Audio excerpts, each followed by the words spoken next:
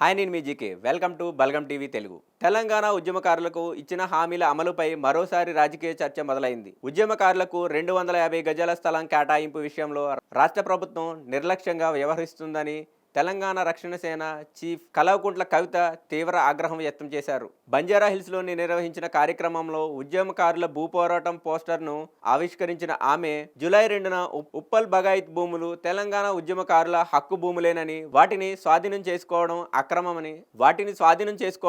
అక్రమం కాదని, న్యాయబద్ధమైన పోరాటమేనని స్పష్టం చేశారు. ఉద్యమకారులకు 250 గజాల స్థలం సాధించడమే ఈ ఉద్యమ లక్ష్యమని పేర్కొన్న కవిత, రాష్ట్ర వ్యాప్తంగా ఉన్న తెలంగాణ ఉద్యమకారులు, మహిళలు, యువత పెద్ద సంఖ్యలో హైదరాబాద్కు చేరుకొని ఈ కార్యక్రమాన్ని విజయవంతం చేయాలని పిలుపునిచ్చారు. అదే సమయంలో తెలంగాణ వాదంపై దాడులు జరుగుతున్నాయని, ఉద్యమ స్ఫూర్తిని బలహీనపరిచేందుకు కొన్ని శక్తులు ప్రయత్నిస్తున్నాయని ఆరోపిస్తూ, ఇలాంటి పరిస్థితుల్లో ఉద్యమకారుల ఐక్యత ఎంతో అవసరమని ఆమె వ్యాఖ్యానించారు.